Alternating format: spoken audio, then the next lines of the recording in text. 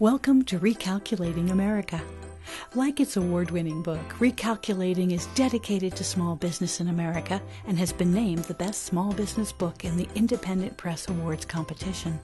Each Recalculating program is dedicated to helping small business leaders add profits through efficient growth. During every Recalculating program, experts will give listeners useful information about starting or growing their small business. Your hosts are Don Mazzella and Dan Perkins. Don Mazzella is the editor-in-chief of the Small Business Digest. Dan Perkins is a registered investment advisor with 43 years' experience in managing money. He specializes in helping small business owners make their money work as hard as they do. Dan Perkins here, your co-host, along with Don Mazzella of Recalculating for Small Business. Our radio program is dedicated to you, helping the small business owners increase their profits. We draw our name from Recalculating, voted the best small business book of 2017 by the Independent Press.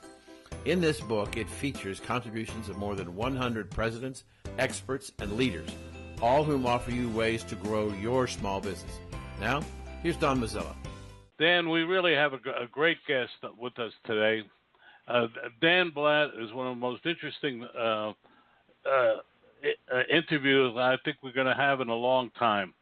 You and I met with him on another radio program, and we simply had to have him on this one. I'm not going to say anything more, but turn it over to you, the two Dans, Dan Blatt and Dan Perkins, for what I think will be a really interesting guest appearance. Well, thank you. Welcome, Dan. I guess we have dueling Dans today. Hi, Dan, and thank you for having me on your program. I'd like you to tell our listeners a little bit about yourself, your company, and your website before we get into, so they can get an understanding of who you are. So go ahead.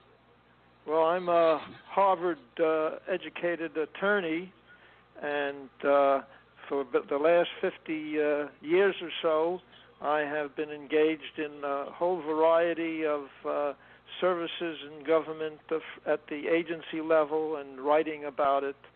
And I have been writing about the weaknesses of Keynesian economic policy now for 50 years. And I have FutureCast online magazine for the last 20 years, accurately forecasting the bubble mania of the credit crunch, and an excellent record forecasting, which cannot be said for the authoritative economists in government or from the academic community. So your book is your website is futurecast.com. Futurecast.com. It's a web magazine. I now publish it as a journal from time to time. It's not regular monthly issues anymore. Okay.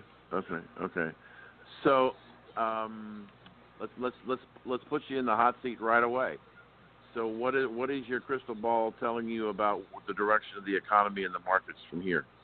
Well, the basic problem is that we've had 8 or 9 years of interest rate suppression. Now, this may surprise Keynesian economist friends, but interest rates have very important functions in the economy. And when you take that out of the economy, nasty things start to happen. Commercial flows start to get distorted, and of course, leverage rates start going up.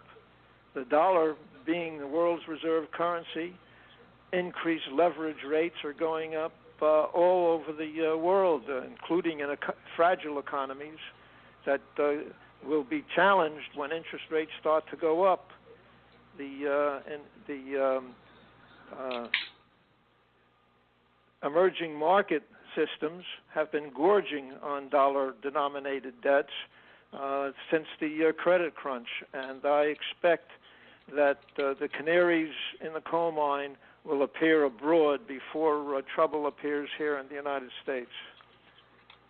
That's a great observation, because I think as an amateur economist with 43 years of market experience, I think I agree with you. I think the European economy is in much dire straits than is been reported, and in many countries we have negative interest rates on intermediate term treasury obligations.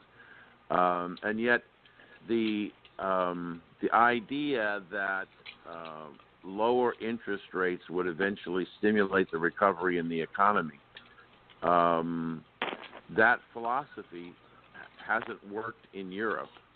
And now we added a whole new dimension that in my 40-some years in the business, and perhaps you might disagree with me, but that's okay. You can inform me.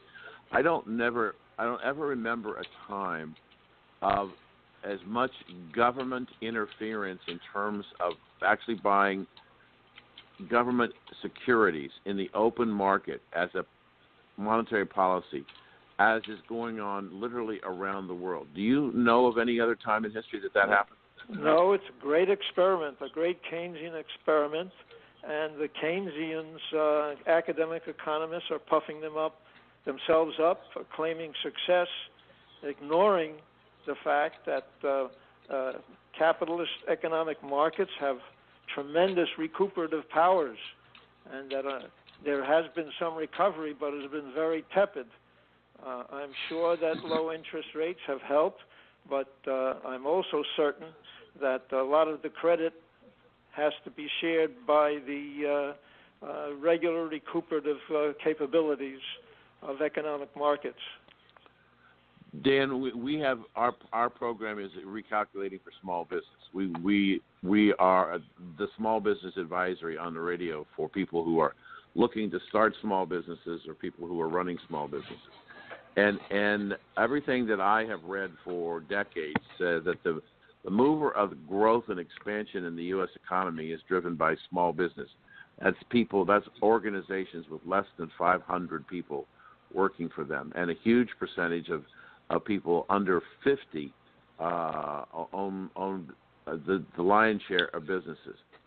So I've been saying for the longest period of time is that the past 8 years of this economy, that the Obama administration basically had the economy on its back with its foot on the throat, not cutting off all of its oxygen, but only allowing enough oxygen in to keep the economy alive.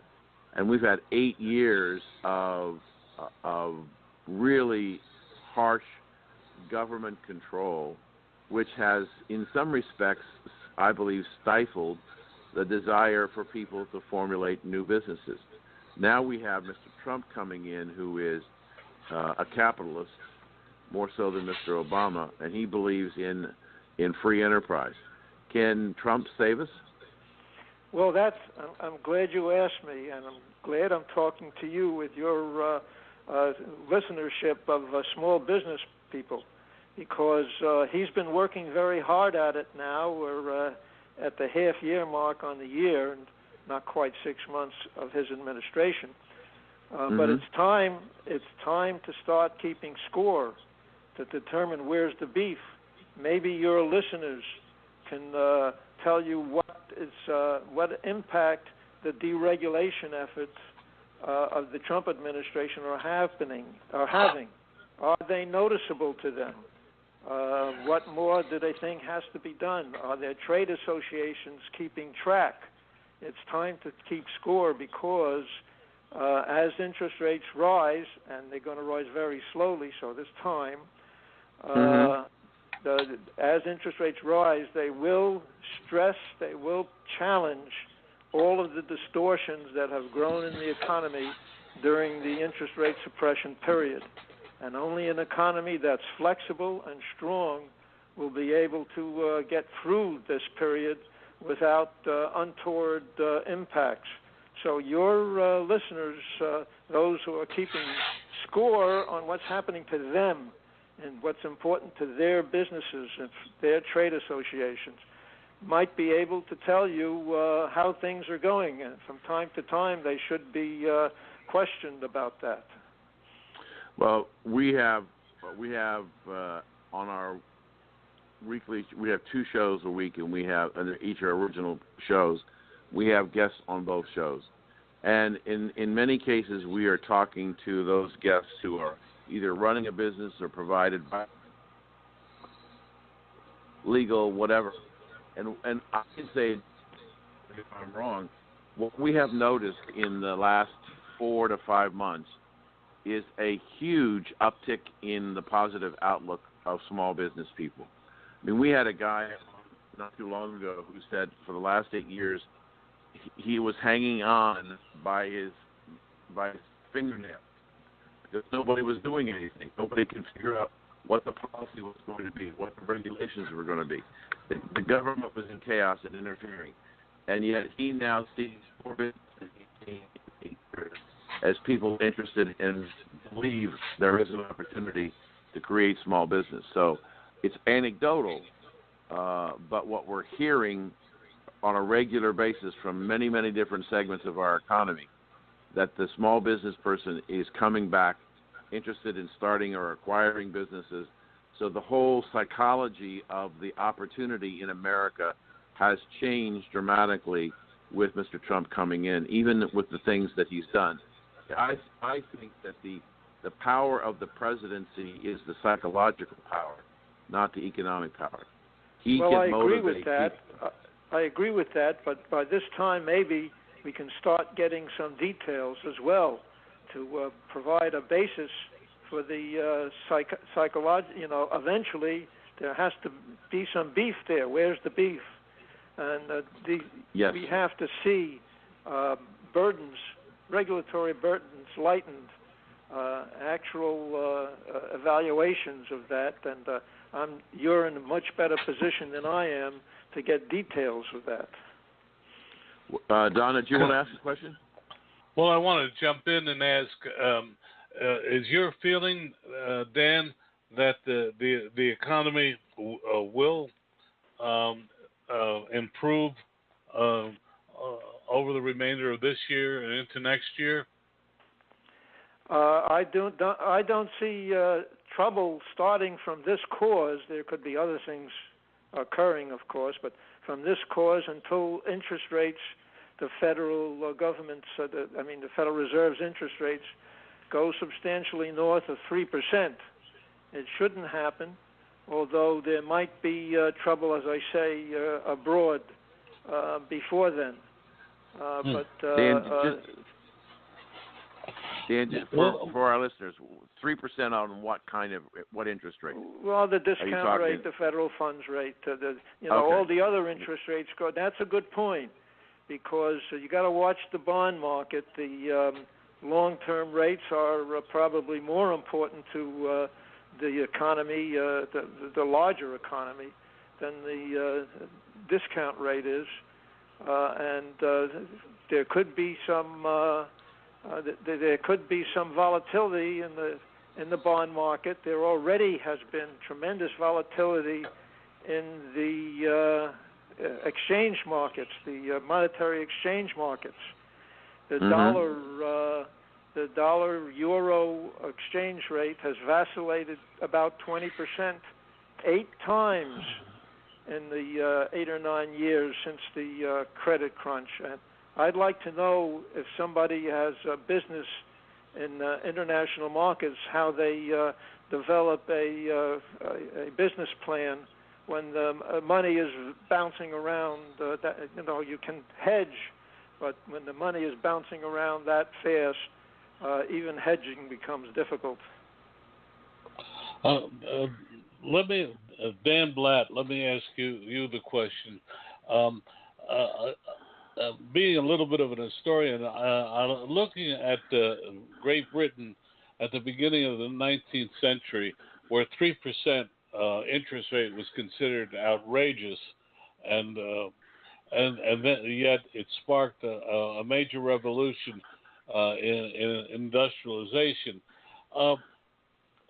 Somebody recently compared that to what's happened on the internet, but which in England created instant new class of millionaires, and here in the United States has created billionaires, but without which essentially fundamentally changing how people do things. Do you see another revolution coming in terms of some other technological product or service, which will also spur growth in the 21st century?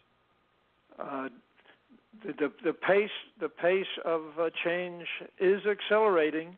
There's a lot of hype about it, but it's based on reality to a large extent. Change is coming quicker and quicker as the decades roll by, and people have to be alert to the opportunities and the threats to their current businesses day to day and year to year, because they're constantly coming down the pipe, and there will be opportunities that people have. And if you miss one, don't worry about it. There are 10 more coming down the pipe, and each businessman, that's the advantage of the market over the authoritative people who sit in their offices and ruminate on where the economy is going and where are the new jobs. In the market, there are many business people and investors who can see what's happening right in front of them and start taking advantage of the opportunities that arise that people in the academic community or in Washington have no clue about. So the jobs will be there, and the opportunities will be there, and the threats will be there, and people have to stay alert to the pace of change. Dan, we have to take a break right now for just a minute to hear from one of our sponsors, and then we'll be right back with Dan Blatt. Life. It's made up of the simple day-to-day moments that keep us all running on full of joy, passion, and restlessness. It's singing full on to your car radio with the windows wide open. It's a whole bunch of early morning rush hours and a few late night runs for Rocky Road. It's full of pit stops and drive-thrus. It's life, and we live it between fill-ups at Valero. Valero top-tier certified quality fuel keeps your engine running cleaner, better, and longer. Find a station near you at ValeroCleanGas.com. Dan Perkins here for Recalculating.biz with your small business tip of the day. People are concerned about the massive hack to computer systems that took place in over 150 nations just a few weeks ago. Were you protected? So here's the tip of the day. Close the windows and doors in your computer. If the windows and doors are locked, the bad guys can't get in. And the best way to lock the windows and doors in your computer is to turn it off when you're done for the day. If you leave the computer on 24/7, bad guys can attack you when you are asleep or away. You lock the doors and windows of your home when you leave home, don't you? So lock the doors and windows of your computer. If you have employees, make sure they turn off their computers when they leave for the day. Make sure you set your computers to automatic download for system updates. That way you will always have the most recent operating system. Just turn off the computers and you'll have a new title, the head of cybersecurity for your business. Go to recalculating.biz for more helpful tips. This has been Dan Perkins with your Recalculating Small Business Tip of the Day. Recalculating, designed to help you be successful. We're back with Dan Blatt.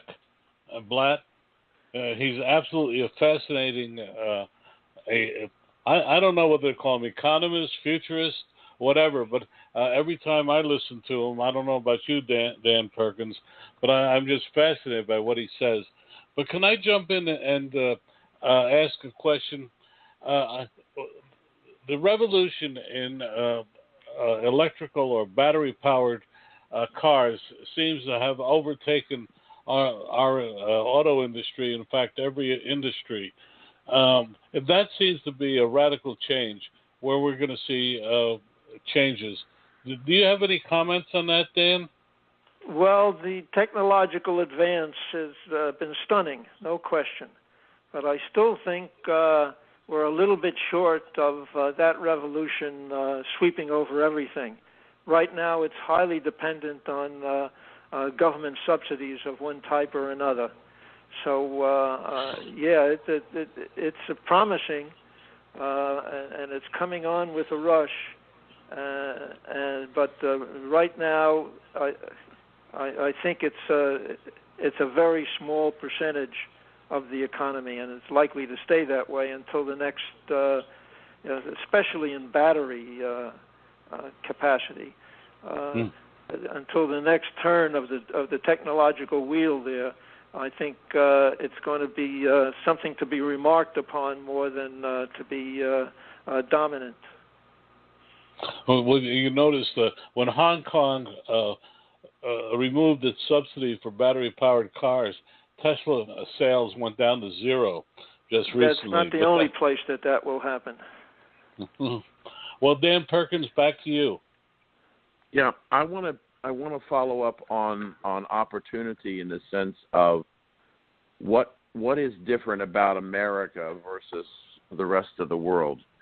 Mr. Trump's campaign promise was to make America great again, and we have a very low participation rate in our economy. We have 93-some million people out of the workforce. Some people are saying that we even if Apple brings an iPhone manufacturing plant to the United States, it will not turn the economy. In fact, no one particular manufacturing company or process will make any significant change in the economy. But there are two things that could have significant impact on employment and the economy going forward.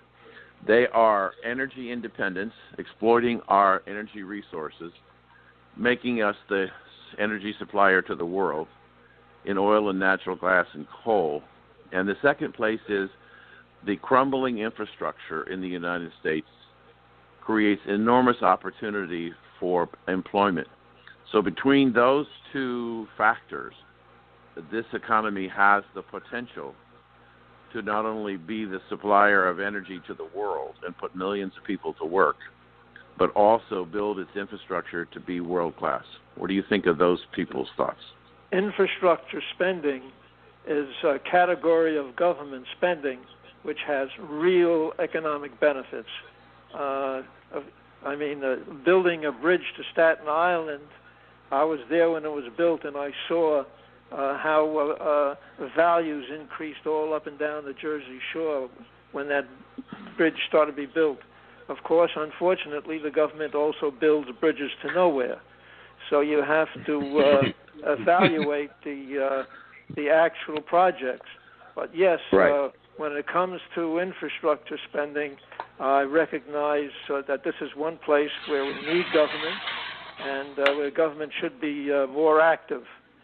As for jobs, people don't realize how many are being created every day. Just the other day on radio, they were reporting about the need for these internet companies like Facebook to hire tens of thousands of censors, usually young college graduates just out of school, to actually go through pages, the tens of millions of posts every day, to make sure that the terrorists aren't using Facebook or some of the other postings to run their affairs.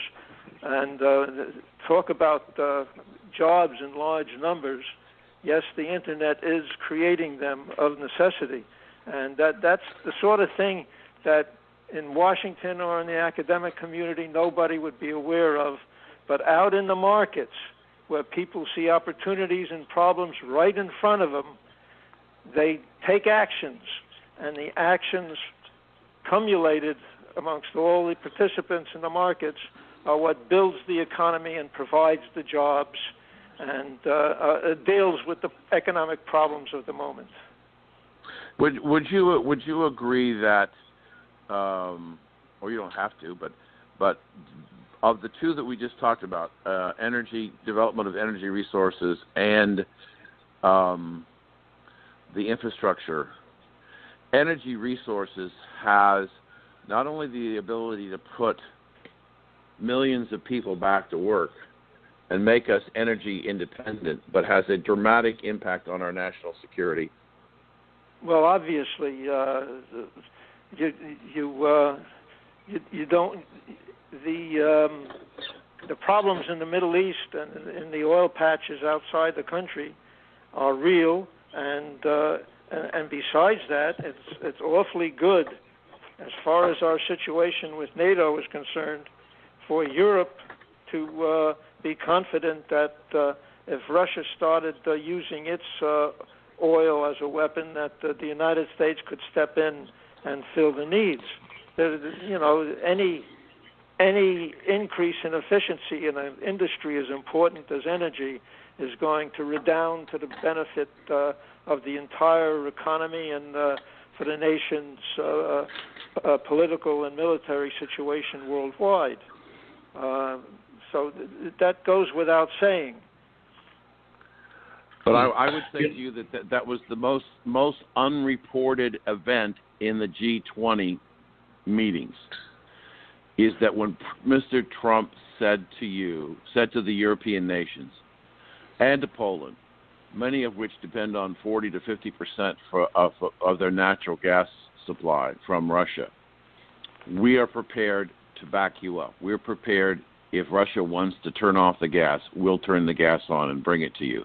And I think that was an extremely important message to the G20 and the NATO nations, that America will provide the energy to keep their houses warm and their people occupied and the factories running. I thought that was extremely important, yet it got practically no play. Well, the newspapers have been very obsessed with matters of no practical importance.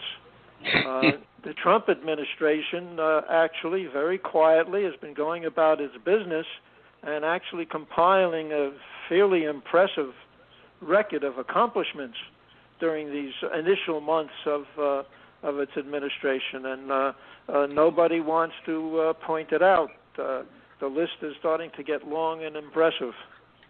Right, and you're right. Nobody wants to point it out because they don't want to give him any credit for picking great people to run the various departments and trying to reverse the trend. That's what a business person does. A business person gets the best people he can and puts them in places of authority and gives them general directions and then tells them to go out and do their job. And you can see the difference in the military aspects too. He's instead of trying to run conflicts from Washington, D.C., where nothing is really known and nothing can get done, he's given the officers on the battlefields the authority to take the actions that are needed to be effective. And the effectiveness of our military operations has increased massively since he has taken that. It's like the World War I generals who tried to run the battle from 40 miles behind the battlefield. Well, Obama was thousands of miles behind the battlefield and was obsessed with taking tactical decisions on our various points of conflict. I need to turn this back to Don. I hate to. Dan Blatt, having listened to you so many times, it's always a pleasure, but unfortunately we've run out of time, and we want to invite you back again sometime in fall to discuss things as we enter the last part of the year and start to think about the new year. Your website again and how people can reach you? Yeah, my website is www.futurecast, that's plural, futurecast.com, and it's got an email button on it, and I do answer my emails. Thank you so much for being with us, Dan. Thank you for having me. At Valero, we believe life gets lived between every fill-up.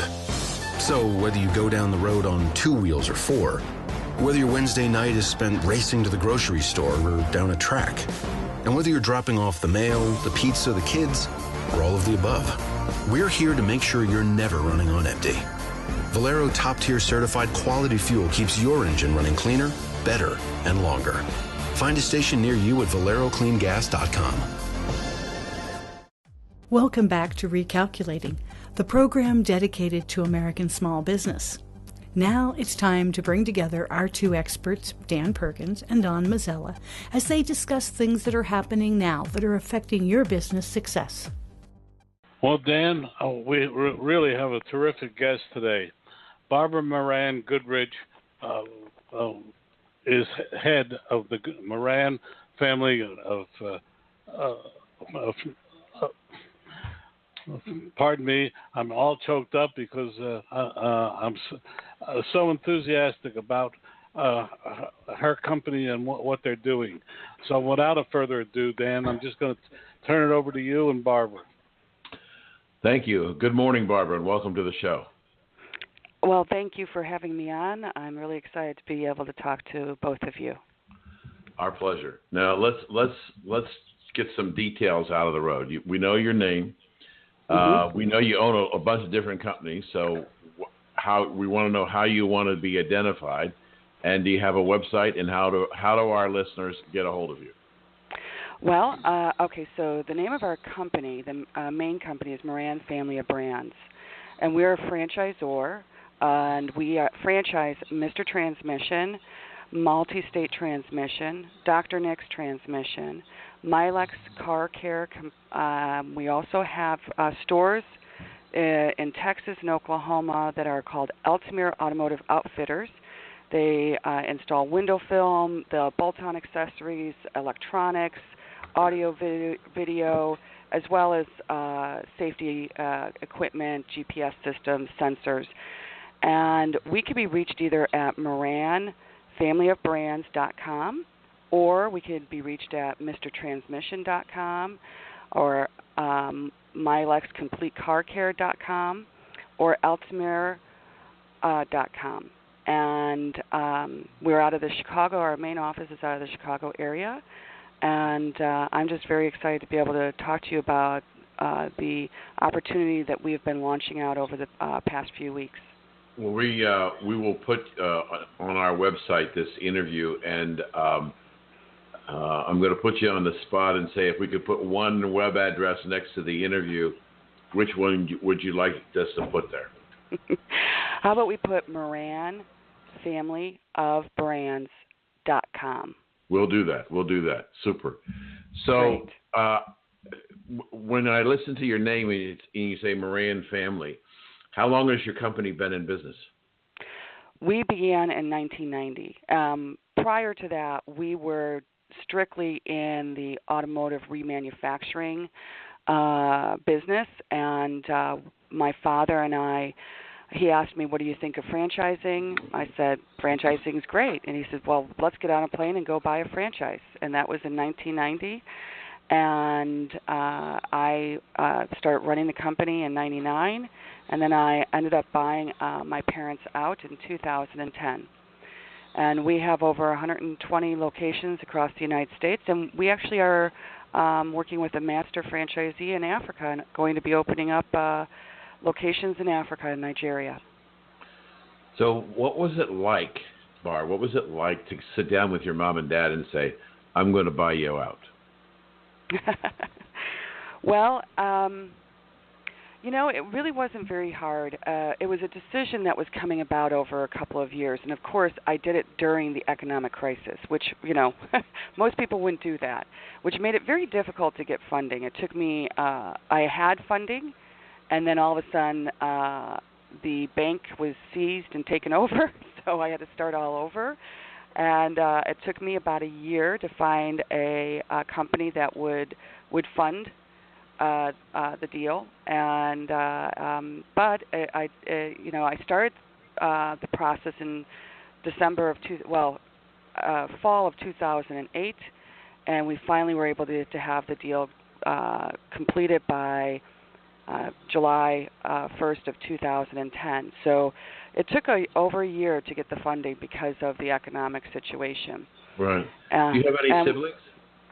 I do. I have 3 siblings. I have 2 older brothers. Do any of them work in the business? No, they do not. I have an older sister. She lives in Europe, so I asked if she wanted to be a partner. She said it wasn't fair to me because she couldn't help and she couldn't be a part of anything. And my brothers, they were not in the automotive business, and it just wasn't. I had been with my father in automotive since 1985. So did that create any problems when you told your siblings that you're buying the company from mom and dad? Well, for one, it did. The others were fine with it. My mother at the time said, well, what did you expect? She's been working with your father for 20-some years. Okay. And yeah. So there was a little tension there. Oh yeah. That's one of the challenges of being an entrepreneur in a family-owned business. Sometimes you have to deal with brothers and sisters and moms and dads, and that can get a little hairy at times. When you bought out the business, what was the size of the business? How many people did you have working for you? Where were you at that point in time? Well, our home office, the home office has about 20 employees. We utilize a lot of technology in order to help support our franchisees across the country.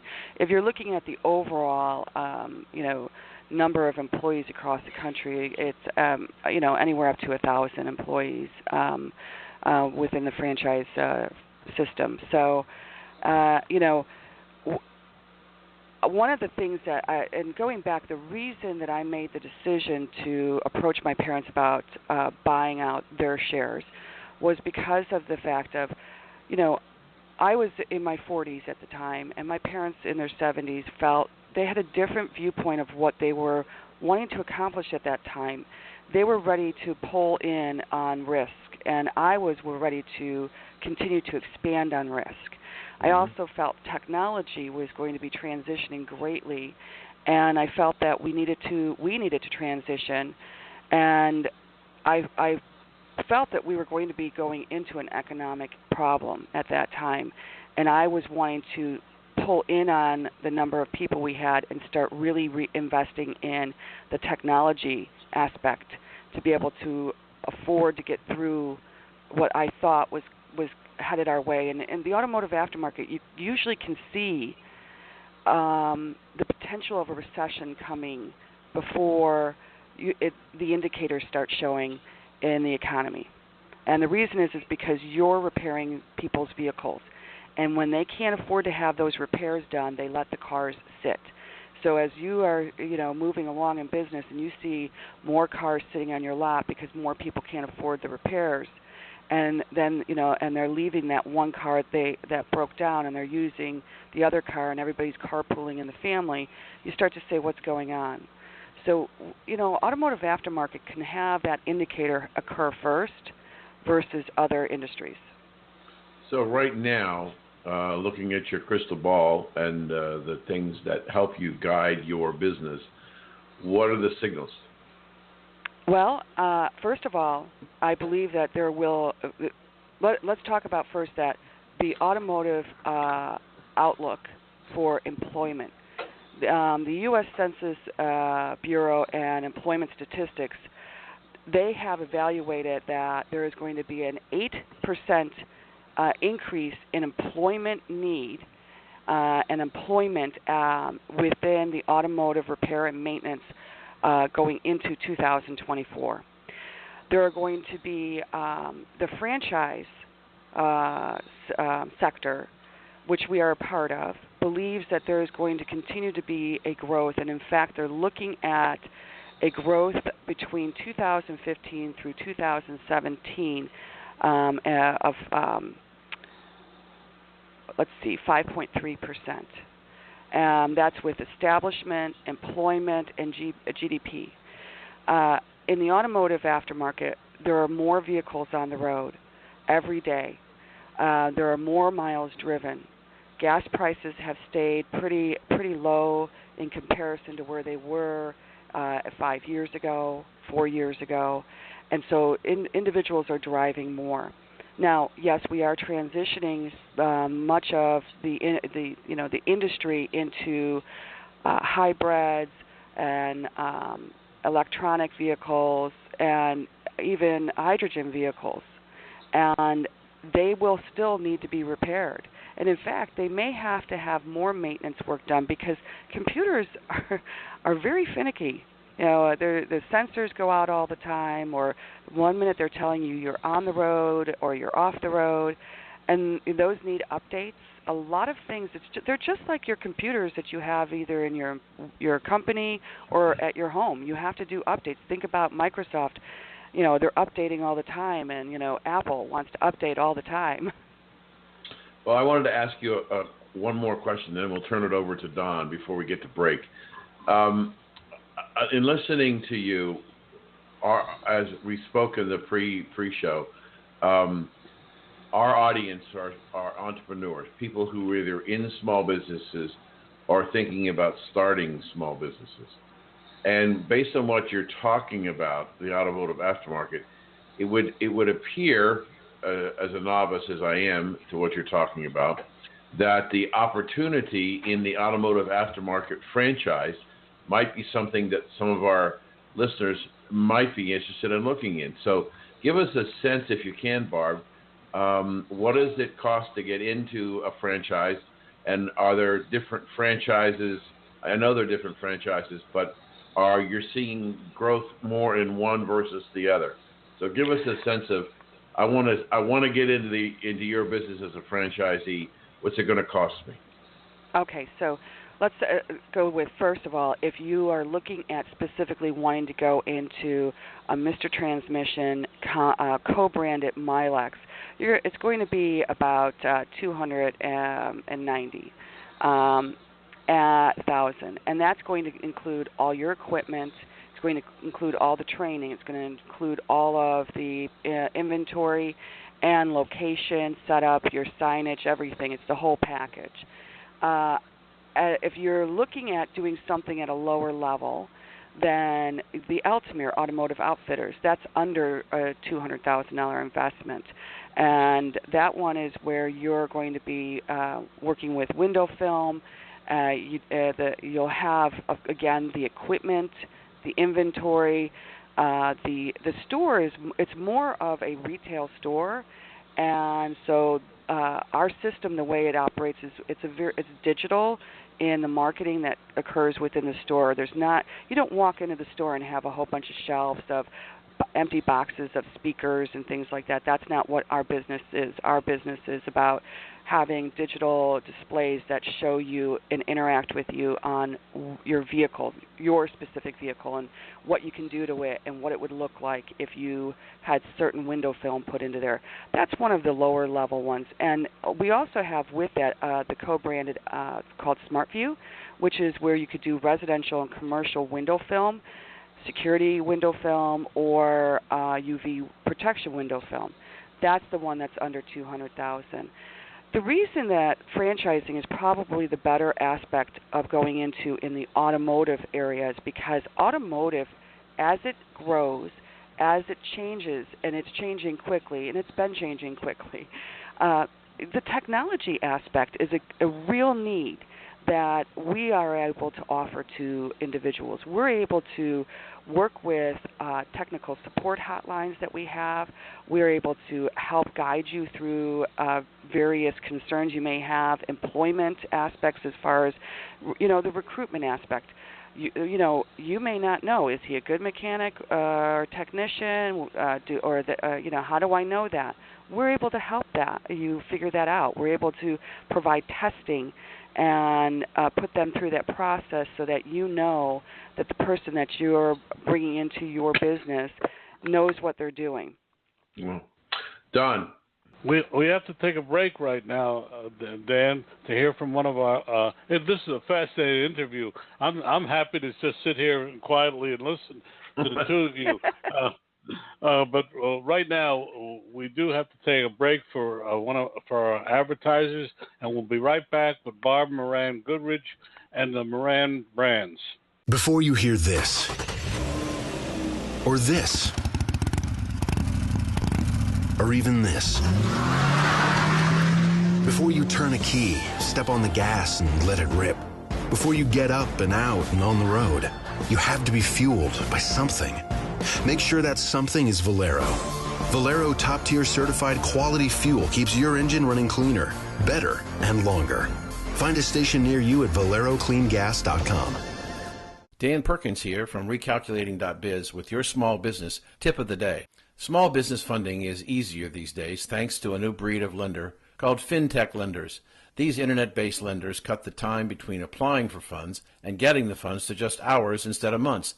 They also make it easier to repay your loans, but their costs might be a little higher for their service. The next time you need dollars for your small business, try them. you might like to change. I'm Dan Perkins for Recalculating.biz and your small business tip of the day.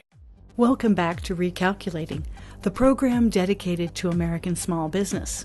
Now it's time to bring together our two experts, Dan Perkins and Don Mazzella, as they discuss things that are happening now that are affecting your business success. We're back with Barb Moran Goodrich and the Moran Brands.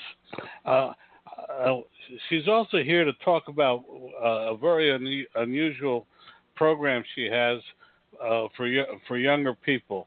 And without further ado, Barb, tell us a little bit about that. So this is something that I'm very passionate about. Because I've been in the automotive business since 1985, I have always said that if you teach, you create the loyalty and you create the next generation of, your workforce. And so I had started to see that there was what we call, in fact, the automotive aftermarket calls it the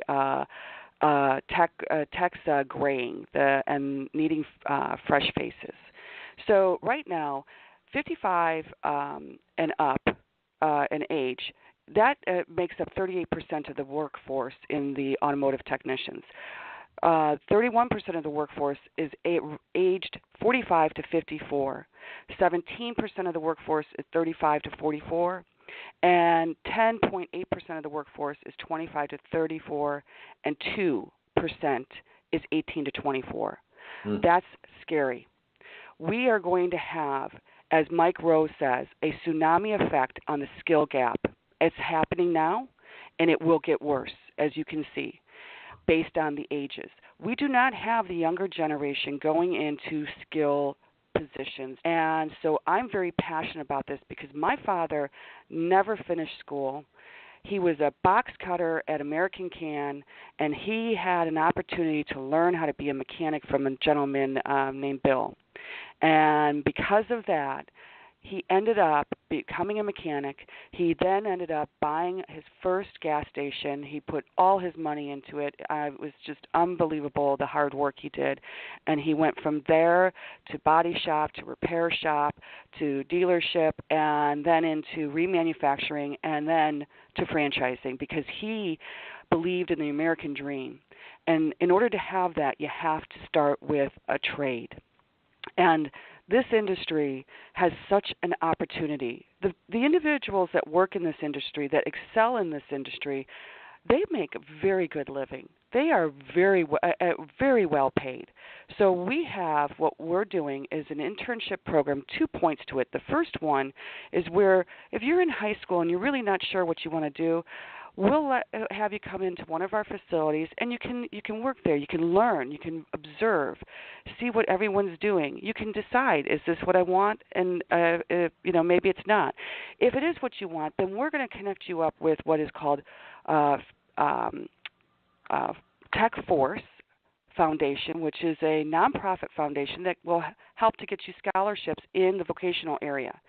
Then we have another opportunity, which is if you are or you've made the decision you want to be in automotive repair and you're in vocational school, you're in the middle of it, you're at the end of it, or you've just graduated from it, you can come to work in one of our facilities, and we're going to teach you to go to the next level.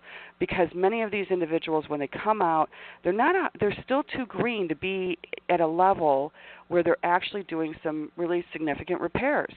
And they want to be able to move up. They don't want to be changing oil all the time and brakes. They want to go to the next level. So we're wanting to have them come and do an internship with us. It's basically like an apprenticeship program.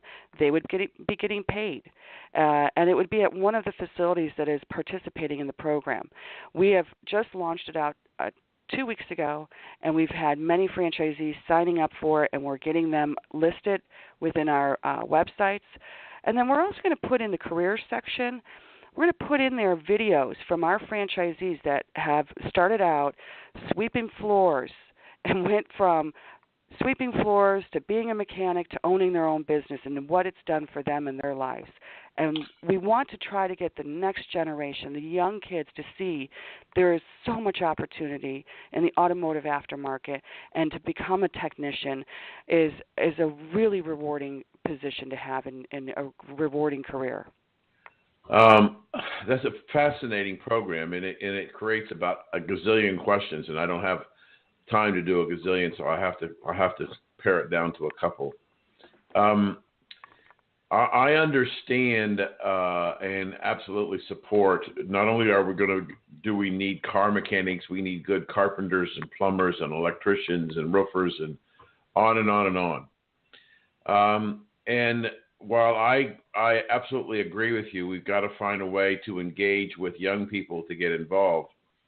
We have right now in this country, according to the Bureau of Labor Affairs, somewhere in the neighborhood of 94 million people out of the workforce, and they're not all 65 years of age.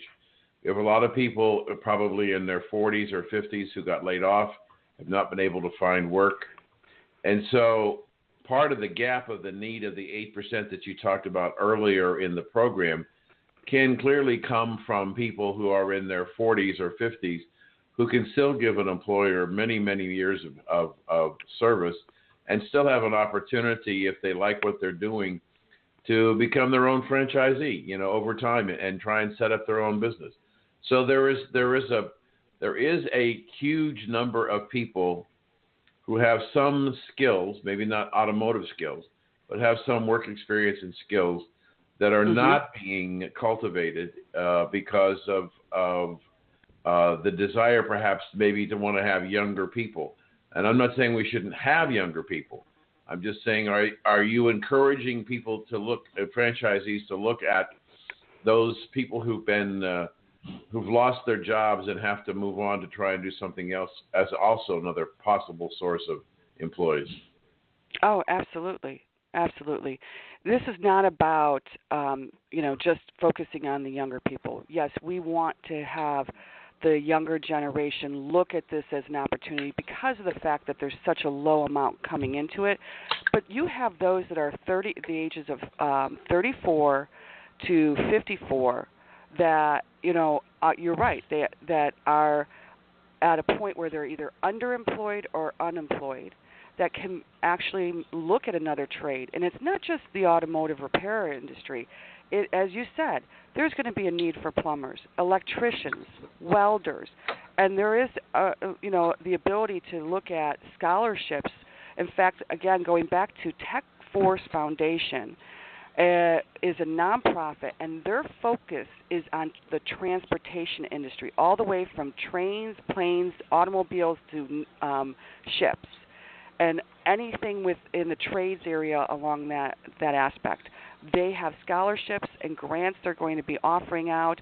They have several large companies and mid-sized and small companies that are sponsoring and supporting them because they know their initiative is a great initiative. And this isn't just about the younger generation. This is about all of those that are able to be out in the workforce to be able to look at another opportunity. Let me. We've got just a couple of minutes left. Let me go on, staying in the same church but a different pew. I've worked over my career with a lot of employment psychologists, psychiatrists, and what they tell me is that when a person loses their job, there is a point in the amount of time that it takes them to find a job, if they find them a job, where the depression of a low self-esteem, low self-worth prohibits that person from wanting to get up and go look for a job. And so they become so depressed that they don't think anybody wants them or needs them or can use them. And so they stop looking and they give up. Mm-hmm. And when I see 93 million people out of the workforce in this country today, it seems to me that the opportunities that you have in your sector alone, along with the other ones other trades that we talked about, we've got to do a better job of reaching out to those people who have some work experience, some work skill, to say, it's important for you to take a look at this opportunity. And I just think there's a huge resource there of people that will want to get a paycheck that they earned as opposed to a paycheck from the government. So if people want to get involved with this foundation, let's tell them again how to do that. Well, so it's called techforcefoundation.org, and they are just launching the last couple of months, and we're looking at getting involved and becoming one of their lower sponsors. And we have put out our internship program, and it's of any age. And if you have skill, then and you want to enhance your skill, that would be the internship program B. If you're wanting to get some skills, and it's not just in repair and maintenance technicians, it's also managers. The people that are salesmen or managers, they handle production aspects.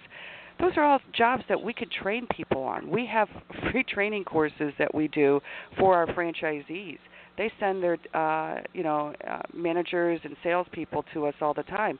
We also are just launching it's called Moran University, which is an online training course for our franchisees, team members. So, those that are really, at a point where they're not sure what they're to do and they really have given up, there are opportunities out there. It's just, I guess it becomes part of how do we get that message out to them, and how do they find out about us, and then also how do we inspire them to look to us. Well, Barbara, there is a great need. Yes, and I think what you, at least from my standpoint, and I think Don would agree with me, off the air, if you can give us some contact information to that group, I think we'd love to have them on the air and help promote what they do to see if we can't put some more people back to work. Are we out of time, Don? Oh, very definitely, but it's been well worth the time. We've been talking with Barb Moran Goodrich. It's the Moran Brands, and it's been fascinating, and she has to come back towards the end of the year and talk more. Don't you agree, Dan? Absolutely. Barbara, thank you. It was a great interview, and good luck, and let's see if we can't put some people to work. Oh, that'd be great. That'd be great. Thank you for having me on. Really appreciate it. Dan Perkins here for Recalculating for Small Business with your tip of the day. Should you belong to a local marketing network? One area of potential business is other small business owners through marketing networks. These groups usually meet once or twice a month for lunch and discussions. Sometimes the group will invite a guest speaker to talk about how they are building their brand. People in different businesses generally go and make up these groups. If you have a computer problem, perhaps one of the members of your group can fix your problem, or at least tell you about somebody they've used to fix their problems. Sometimes members of your group can use your product or services. So here's your Recalculating for Small Business tip of the day. Reach out and ask your fellow business friends if they belong to a marketing group. And if they do, tell them you'd like to go. Shop around and find a group or two that you like. You'll make new friends and maybe find new customers. This is Dan Perkins with your Recalculating Small Business tip of the day. Want to know more about health savings accounts for your company or yourself? Go to 2hsa.com and get a free employer's primer. Health savings accounts are a cost-effective way of offering health care benefits to your employees and yourself. HSAs build retirement funds for your employees, improve morale, and reduce your health care benefit cost. For a free employer guide to HSAs, go to 2hsa.com. That's 2hsa.com. Life. It's made up of the simple day-to-day moments that keep us all running on full of joy, passion, and restlessness. It's singing full on to your car radio with the windows wide open. It's a whole bunch of early morning rush hours and a few late night runs for Rocky Road. It's full of pit stops and drive-thrus. It's life, and we live it between fill-ups at Valero. Valero top-tier certified quality fuel keeps your engine running cleaner, better, and longer. Find a station near you at ValeroCleanGas.com. Thank you for being with us today. From Don Mazzella and Dan Perkins. Thank you for joining us on Recalculating. We hope the information you received on today's episode was helpful to you in starting and growing your business. Please go to our website, recalculating.biz, to contact us, to listen to past shows, and see special offers. Until next time, remember, If you grow, we grow. Join us next week for more helpful ideas to make your business a great success. Recalculating, a program designed to help you be successful.